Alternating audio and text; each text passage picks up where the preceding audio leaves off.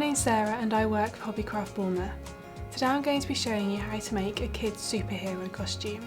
For this project you will need a small mache mask, hat elastic, acrylic paint and fabric paint in the same colour, tacky glue, stickers, fabric by the metre, felt squares, a t-shirt, sharp scissors, a paintbrush, a marker pen and a pencil, and something sharp to make holes through the mask.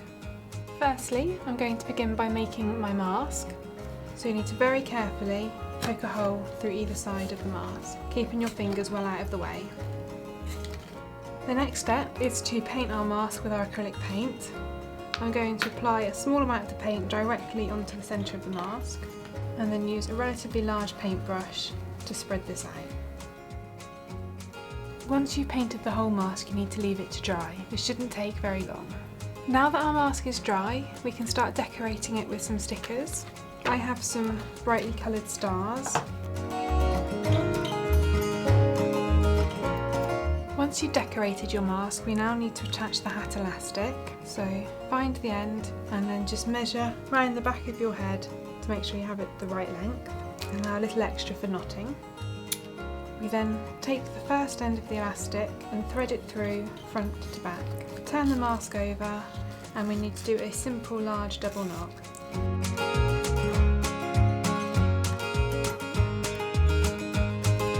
And then repeat with the other end.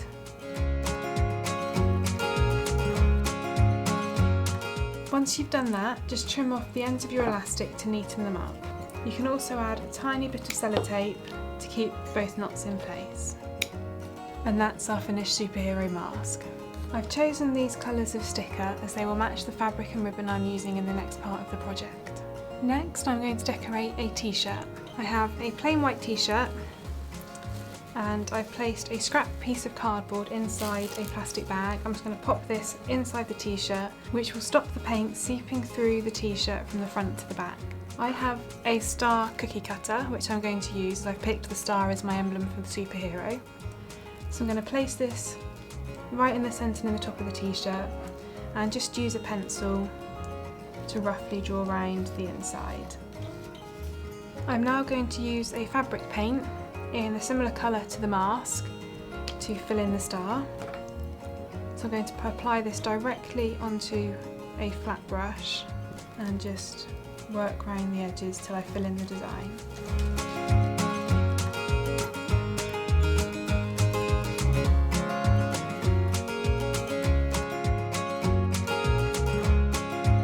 Once you've finished painting your design, you need to leave it flat to dry for approximately 4 hours.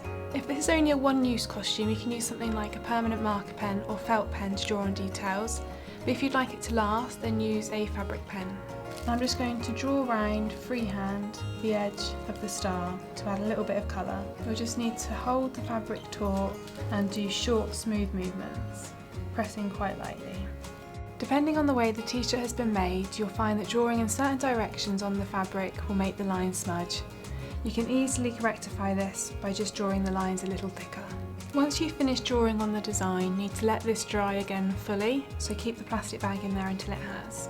And that's our finished superhero t-shirt design. Next I'm going to go on to make our superhero cape.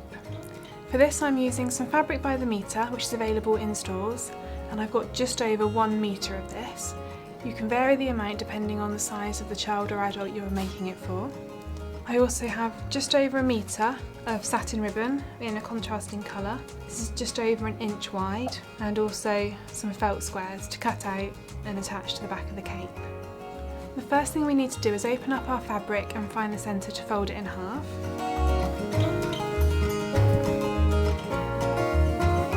I've laid out my cotton so that the selvage or sealed edge runs along the sides, and the edge that we've cut will be along the base of the cape.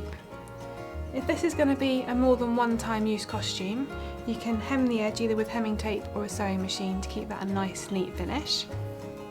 I'm going to go on to using the squares of felt and the same stencil that I used before for the t-shirt. I'm going to use the green permanent marker pen again, just so that in case any of the pen shows through, it will still match our design.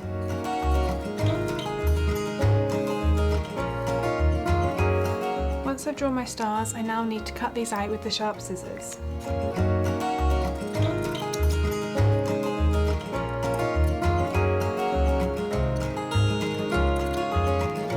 Now that you've cut out all your stars, I'm just going to get rid of the waste and arrange them on the cape. Today I'm going to use some double-sided sticky tape to attach these stars down.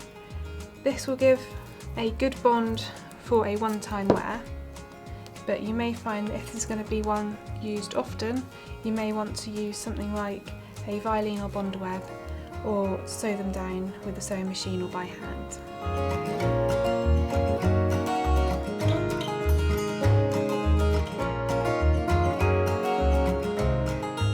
Next stage is to add the ribbon across the top so we can attach it to the body. For this, I'm using the length of satin ribbon. I'm just going to feed it underneath the top layer of fabric along the top join. Once the ribbon has been fed through the crease at the top of the fabric, gently lift it up and let the fabric fall into the centre.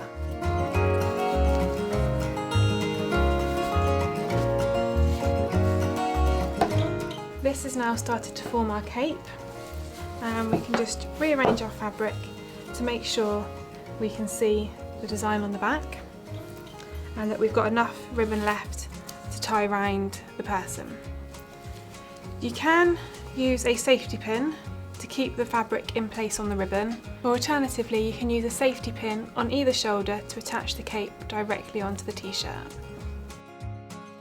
So just to recap, today we have made the superhero mache mask, decorated the front of the superhero t-shirt, and made a superhero cape. For any more information on the products I've used today, visit our website or pop into store to speak to one of our colleagues.